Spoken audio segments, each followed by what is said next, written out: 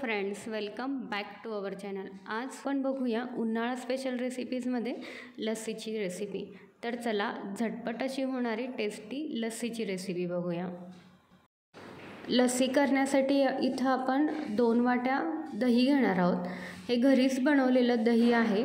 जर घरी दही अवेलेबल नसेल तर मार्केटमध्ये जे दही मिळतं ते सुद्धा तुम्ही इथं वापरू शकता। इथं ही जी लस्सी तयार होणार आहे ती 2 ग्लास होणार आहे। त्याच्यानुसार आपण 2 वाट्या घट्ट असं दही घ्यायचं आहे। इथं दही घेतल्यानंतर त्याच्यामध्ये चवीनुसार साखर वापरायची आहे। इथं 5 चमचे साखर आहे ती यूज केलेली आहे। तुमच्या आवडीनुसार साखरेचं प्रमाण आहे ते कमी जास्त करू शकता। आता रवीच्या साहाय्याने दही आहे ते घुसळून घ्यायचं आहे।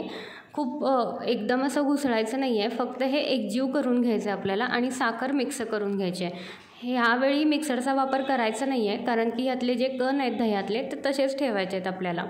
दही घुसळून झाल्यानंतर त्याच्यामध्ये 2 ते 3 चमचे दूध ॲड करायचं। सगळं एकदा छान चमच्याच्या साहाय्याने मिक्स करून घ्यायचं।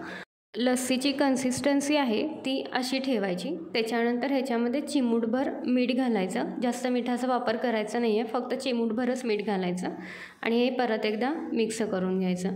ह्याच्यामध्ये तुम्हाला जर आवडत असेल तर बर्फाचे 1 ते 2 खडे ॲड करू शकता तुम्ही आणि छान अशी थंडगार लस्सी आहे ती घरच्या घरी तयार होते।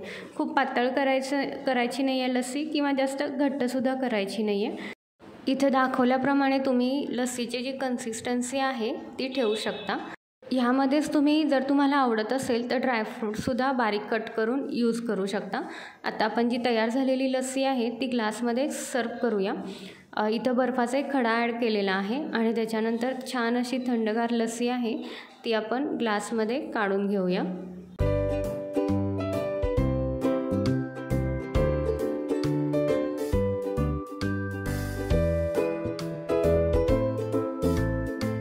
आता लस्सी आहे ती ग्लासमध्ये घेतलेली आहे आणि आता त्याच्यावरती आपण दुधावरची साय ॲड करूया।